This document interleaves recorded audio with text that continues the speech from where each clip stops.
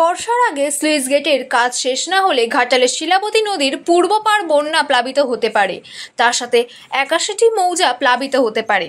কাজের গতি ধীর, এই অভিযোগ প্রথম থেকেই ছিল। ঘাটাল মাস্টার প্ল্যানের পরিকল্পনার মধ্যে আছে নতুন স্লুইস গেট তৈরি। সেই মতো কাজ শুরু হয়েছে ঘাটাল এবং দাসপুরে।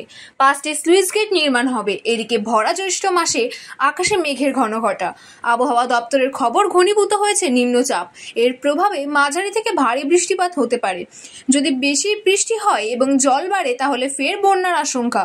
ঘাটালের ১৭ নম্বর ওয়ার্ডে স্লুইস গেট তৈরি না হওয়ার জন্য নদীর পূর্ব পারে জল প্রবেশের আশঙ্কা করছেন এলাকার বাসিন্দারা। প্রথম থেকে অভিযোগ ছিল স্লুইস গেট তৈরির কাজ চলছে ধীরে। যথেষ্ট সময় থাকতে কাজ শুরু হলেও কাজের গতি কম থাকার জন্য নির্মাণ কাজ সম্পন্ন হয়নি। আদৌ বর্ষার আগে সম্পন্ন হবে কিনা সে বিষয়ে সন্দেহ রয়েছে। এখন কি হয়েছে? এখন আবার নতুন করে দুটো গেট তৈরি হচ্ছে। কেন? জল যাতে বের হয় তার জন্য, আর জল যাতে না ঢুকে তার জন্য এই ব্যবস্থাটা। গেট তৈরির কাজ তো খুব ধীর গতিতে চলছে। হ্যাঁ, ধীর গতিতে চলছে।